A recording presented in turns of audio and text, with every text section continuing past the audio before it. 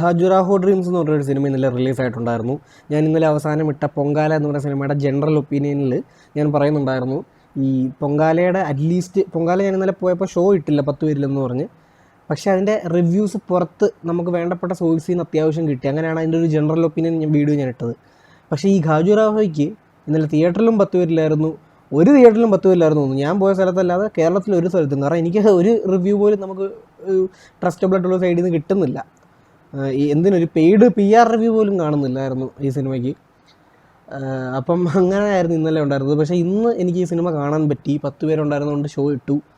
മനോജ് വാസുദേവ് സംവിധാനം ചെയ്ത് സച്ചി സേതു കൂട്ടുകെട്ടിലെ സേതു അവർ പിരിഞ്ഞതിന് ശേഷം സേതു എഴുതിയ സിനിമകളുടെയൊക്കെ നിലവാരം അറിയാമല്ലോ. കുട്ടനാടൻ ബ്ലോഗ് പുള്ളി സംവിധാനം ചെയ്ത സിനിമയാണ്. മഹേഷുമാരുതി പുള്ളി സംവിധാനം ചെയ്ത സിനിമയാണ്. ഇത് പുള്ളി എഴുതുന്ന സിനിമയാണ്. ഒരു ട്രാവൽ സിനിമയാണ്. ഒരു കറക്റ്റ് ഒരു നീലാകാശം പച്ചക്കടൽ ഭൂമിയുടെ ഒക്കെ ഒരു സാധനം പിടിച്ച് അങ്ങനെ ഇതൊരു പരിപാടിയാണ്. കുറച്ചുകൂടെ കോമഡി എക്സ്ട്രാ വെച്ചിട്ട് സേതുവിൻ്റെ ഒരു പരിപാടി പോലെ. ഇത് കറക്റ്റ് മല്ലൂസിങ്ങിൻ്റെ ഒരു സമയത്ത് പാരലി ഷൂട്ട് ചെയ്തൊരു സിനിമയായിട്ടാണ് തോന്നുന്നത്. മല്ലൂസിങ്ങോട്ട് കമ്പയർ ചെയ്യാൻ പറ്റത്തില്ല കേട്ടോ. മല്ലൂസിങ് ഇന്ന് തിയേറ്ററിൽ ഇട്ടാൽ ഹിറ്റാവും, അത്രയും കിടിലം പടമായിരുന്നു. പക്ഷേ ഈ പടം ഒരു 50 വർഷം മുമ്പ് തിയേറ്ററിൽ കളിച്ചാലും ഹിറ്റാവത്തില്ല. അത്രയ്ക്കും മോശം, 6 ബോറൻ പഴഞ്ചൻ പടം, ഒന്നിനും കൊള്ളാത്ത മോശം പടം. ഒരു പോസിറ്റീവ് പോലും ഈ സിനിമയെ പറ്റി പറയുന്നില്ല, ഒരൊറ്റ പോസിറ്റീവ് പോലും പറയുന്നില്ല. വൻ കാസ്റ്റാണ്. അർജുൻ അശോകൻ, ധ്രുവൻ, ഷറഫുദ്ദീൻ, ശ്രീനാഥ് ബാസി, അതിഥി രവി, ചന്തുനാഥ്, എന്ത് കാര്യം. ഇവരൊക്കെ ഇതിൻ്റെ അർജുൻ അശോകൻ്റെ ഒരു ഇൻ്റർവ്യൂ ഞാൻ കണ്ടപ്പോൾ 2019 ഷൂട്ടിംഗ് തുടങ്ങി, ലോക്ക്ഡൗൺ വന്നപ്പോൾ ഒന്ന് നിർത്തി. പിന്നെ 20, 21, 22 സമയത്ത് ഷൂട്ടിംഗ് തീർത്തിട്ട് അന്ന് 22 ലാസ്റ്റൊക്കെ ആയപ്പോൾ ഇതിൽ റിലീസിന് അനൗൺസ് ചെയ്താൽ പിന്നെ അത് 25 റിലീസ് ചെയ്യുന്നത്. ഇത്രയും നാളതുകൊണ്ട് എങ്ങനെയെങ്കിലും ഈ ഷൂട്ടിങ് തന്നെ 3 വർഷം നീണ്ടു. അത് കഴിഞ്ഞ് ഡബ്ബിങ് ഒക്കെ ചുമ്മാ ഒരു താല്പര്യം ഇല്ലാതാണ് എല്ലാവരും അഭിനയിച്ചിരിക്കുന്നത്. പൈസ മേടിച്ചു പോയി, പണ്ടായിരുന്നു അഭിനയിച്ച് തീർക്കണമല്ലോ എന്നുള്ള രീതിയിലാണ് ഈച്ച് ആൻഡ് എവരി വൺ. അതിഥി രവി മാത്രം താല്പര്യത്തോടുകൂടി അഭിനയിച്ചിട്ടുണ്ട്. പക്ഷേ അത് നല്ല അനാവശ്യ താല്പര്യമായിരുന്നു, ഭയങ്കര ഓവർ ആക്ടിങ് ആയിരുന്നു. പിന്നെ ധ്രുവനെ കൊണ്ട് പറ്റുന്നില്ലായിരുന്നു ആസ് യൂഷ്വൽ. ബാക്കി ഈ കഴിവുള്ള ശ്രീനാഥ് ബാസി ആയാലും അർജുൻ അശോകനായാലും ഷറഫുദ്ദീൻ ആയാലും ഒരു താല്പര്യമില്ലാത്ത പോലെ, ഒരു താല്പര്യമില്ലാത്തവൻ്റെ നിർഗുണന്മാരായിട്ടാണ് ചെയ്തിരിക്കുന്നത് മൊത്തം.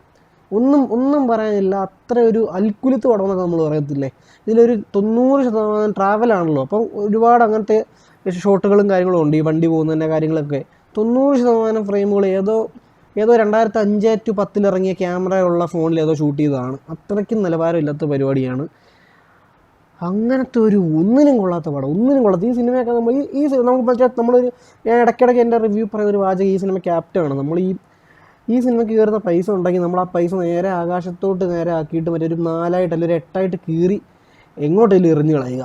അതാണ് ഈ പടത്തിന് കയറുന്നില്ല. ആ പൈസ അങ്ങനെ കളയുന്നതാണ് അതിലും നമുക്ക് സുഖം കിട്ടുന്നത്, ഉറപ്പാണ്. അത്രയ്ക്കും ഒന്നിനും കൊള്ളാത്തൊരു പടം. ഇതൊക്കെ ഓൾറെഡി ഇത്രയും ഡിലേ ആയതുകൊണ്ട് തന്നെ ഔട്ട്ഡേറ്റഡ് ആണെന്ന് സ്വാഭാവികം ഊഹിക്കായിരുന്നു ഞാൻ. പിന്നെ ഇവരൊക്കെ ഉള്ളതുകൊണ്ടൊന്ന് കാണാം, ഈ കാസ്റ്റ് ഇത്രയും ഉണ്ടല്ലോ അതുകൊണ്ട് കാണാമെന്ന് കരുതിയതാണ്. പക്ഷേ പൊട്ടപ്പടമെന്ന് അറിഞ്ഞിട്ട് തന്നെ കയറിയതാണ്, പഴയ ഒരു പരിപാടി എന്നത്. പക്ഷേ അത് മാത്രമല്ല, ഇത് അന്നിറങ്ങിയപ്പോലും ഹിറ്റാകത്തില്ലെന്നേ. പോട്ടെ, ഞാൻ പറഞ്ഞില്ല, ഒരു 10, 20, 30 വർഷം മുമ്പ് ഇറങ്ങിയാലും ഹിറ്റാകത്തില്ല. പിന്നെ ഒരുപാട് ആൾക്കാരുണ്ട് കേട്ടോ, നമുക്ക് സുപരിചിതമായിട്ടുള്ള ഒരുപാട് ആൾക്കാർ ഇതിൽ അഭിനയിക്കുന്നുണ്ട്. ജോണി ആൻ്റണിയൊക്കെ ഒരു കോമഡി സീനൊക്കെ ചെയ്യുന്നുണ്ട്. ഏത് നൂറ്റാണ്ടിലെ കോമഡി അത്? പറക്കും തളിക 98 ദിലീപ് വിട്ട സാധനമുള്ളത്, 98 2001 സമയത്ത് ദിലീപ് വിട്ട സാധനമുള്ളത്. അയ്യോ, ഒന്നിനും കൊള്ളാത്ത വെറും ബോറൻ പടം. ഈ സിനിമയ്ക്ക് റേറ്റിംഗ് ഒക്കെ ഒന്നുമില്ല കേട്ടോ. 0 ഈ സിനിമയ്ക്ക് കൊടുക്കാവുന്ന റേറ്റിംഗ്. ഒരു ക്വാളിറ്റി ഇല്ല. ഇത് സിനിമയെന്നല്ല, നമുക്ക് അങ്ങനത്തെ ഒരു വിഷ്വലെന്ന് പോലും പറയാൻ കൊള്ളാത്തൊരു സാധനം ഇത്.